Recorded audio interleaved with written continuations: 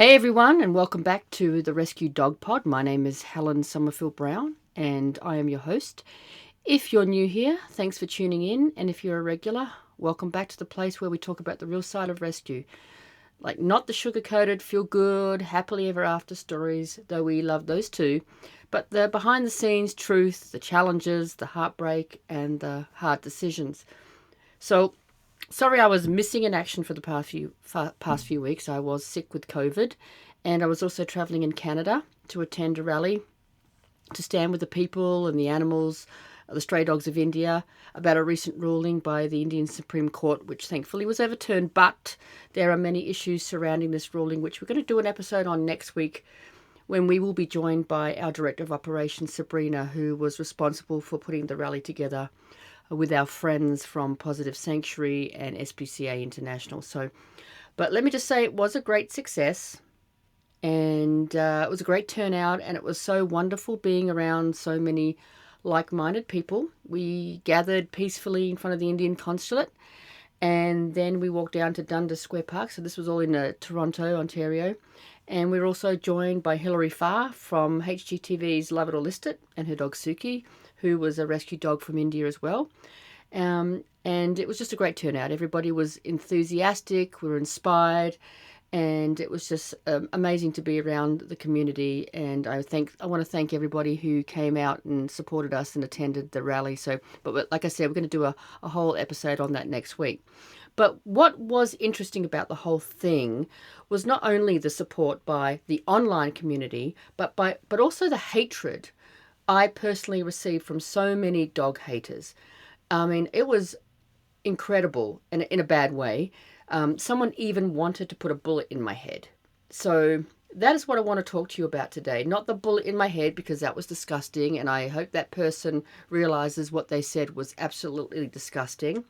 But I want to talk about the overall online hate that so many rescues get and why it's so important to talk about it. So this podcast title is called Rescuing Dogs, Not Ego, Social Media, Hate, and the Real Cost on Rescuers. So that's why I want to talk to you today about something a little different. Something a lot of us in the rescue world face, and probably more often than we admit, which is social media hate.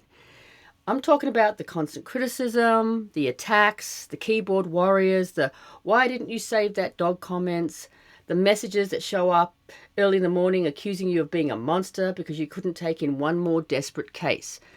And it's exhausting, and it's dangerous, not just emotionally, but for the mission. So, let's talk about it. So this first segment, the reality of social media hate. And, most people have no idea what it is actually like to work in rescue, to get messages every day about animals in desperate need, to look into the eyes of a dog you can't help right now and feel like a failure, even though you've saved hundreds, even though you've already stretched to the limit financially, emotionally, physically. And then, to top it off, someone on social media who does nothing themselves comes at you saying, "Why didn't you help that dog? How could you just let that happen? I would have done it differently."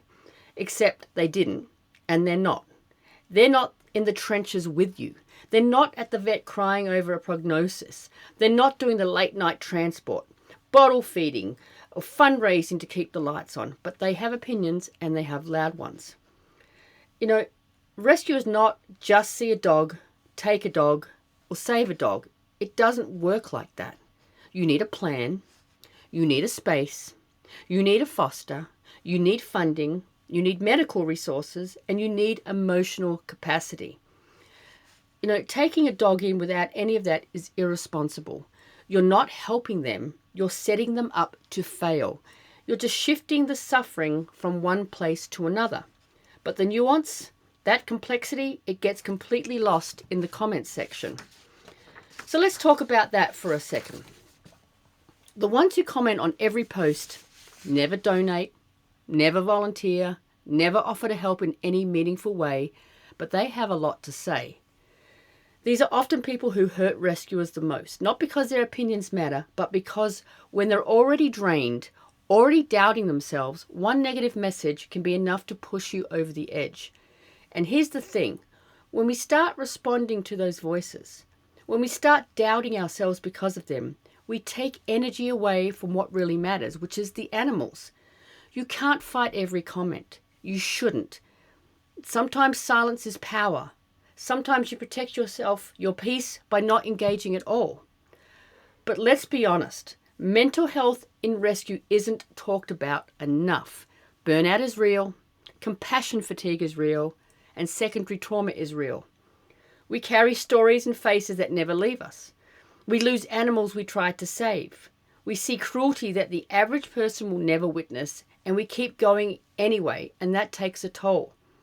We need to give ourselves and each other permission to rest, to log off, to cry, to go to therapy, to take a break and come back stronger. You can't pour from an empty cup, no matter how badly you want to. And you don't have to justify that to anyone. And I personally see it every single day. When I wake up every morning, I go to my phone, I get my coffee, and I go to my phone and I take a deep breath and I'm like, oh my God, what am I going to see today? And I am inundated with videos and photos and calls for help. And it is so overwhelming that you just completely want to shut down because you know that you just can't help them all, but you really want to. And it takes an emotional toll on you. So now let's shift gears, because as loud as the haters can be, there's something else we need to talk about, something way more important. The positive people. The ones who send you the kind messages. The ones who donate anonymously. The ones who say, I can't foster, but here's some food. The ones who don't demand perfection, just effort. These people are the heart of rescues too. They are the fuel, and we have to start focusing on them more than the negativity. Let their voices be the ones that stick, because they see you and they care. Now let's be clear. Feedback is important. We're not above criticism. We are not perfect. We will make mistakes. But there's a difference between someone reaching out to say, hey, I have a concern, can we talk? And someone blasting you in the comments, tagging 10 people and trying to start a pile-on. If you care about rescue, or you really care, you'll have a conversation. You won't just seek drama. You'll ask questions. You'll listen. You'll offer to help, but not shame people. That's the kind of community we need to build. You know, look, rescue isn't easy. We didn't sign up for this because it's glamorous. We're not here to get applause. We're not here because we care deeply about anything about the animals.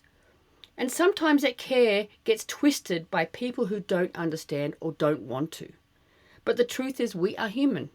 We do the best we can with what we have, and we will not always get it right. But every time we show up, every time we save a life or comfort one in their final hours, we're doing something that matters. So to every rescue out there who's been targeted online, who's cried over a cruel comment, who's wondered if it's worth it, it is. You are, and keep going.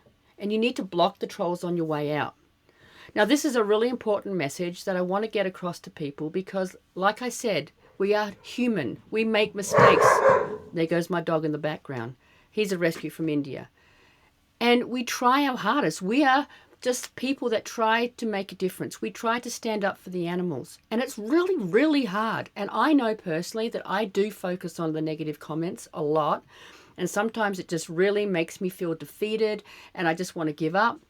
But then somebody does something, like sends me a nice message to say, hey, you are a rock star, you're amazing, you did something, well, thank you for helping that animals. And it's not about building your ego. It's just like going, yeah, we did something pretty awesome and we should be proud of it.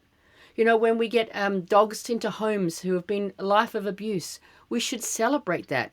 But unfortunately, as rescuers, we don't celebrate it.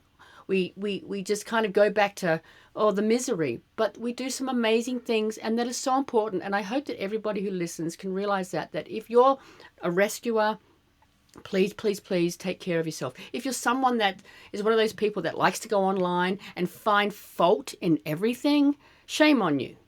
You know, you need to take a hard look at yourself as well and say, if I was doing this, oh my God, how hard would, it's incredibly hard. You know, and I appreciate what they're trying to do. But please be kind to everybody.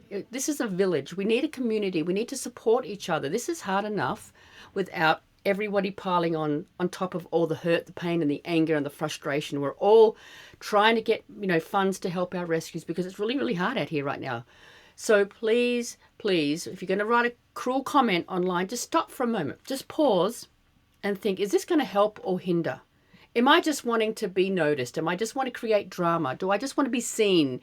You know, do I just want to be cruel for the sake of being cruel? You know, please stop for a moment and just, pause and don't send it. Okay, so this might have been a dark conversation today, but I think it's a necessary conversation. And these podcasts, we're going to talk about things like this. And I would love for everybody to write in the comments, their experiences that they've had, and some of the ways that they've learned to cope. Therapy is a good thing. I need to go to therapy. I haven't gone to therapy, but I kept getting encouraged to go to therapy, and I should. But I have an amazing support network of amazing friends, an amazing family who listen to me and support me, and they try to build me up because they see how hard it is, and they see me crying, and they see me like curled up in a ball in the corner. So I want to give a shout out to not only my friends, but my amazing supporters that I have who are not only just constant donors, but email me all the time and support me. I appreciate you guys so much. I appreciate my amazing team at Stray Dog Support for the support you give me, because I know it's really hard on you guys as well.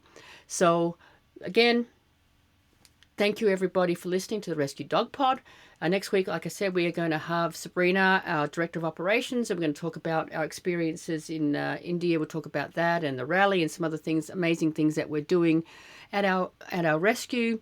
And I can't wait to see you. This will be uploaded onto Apple Podcasts. It'll be on Podbean and Spotify. So I hope you listen and share. Sharing and commenting helps with the algorithms and the downloads, because we really want to get the message out. We really want to spread awareness about the work that we're doing, about what other people are doing. We're going to have on different guests to talk about different topics. So please stay tuned to the Rescue Dog Pod. I appreciate you all and have a wonderful week.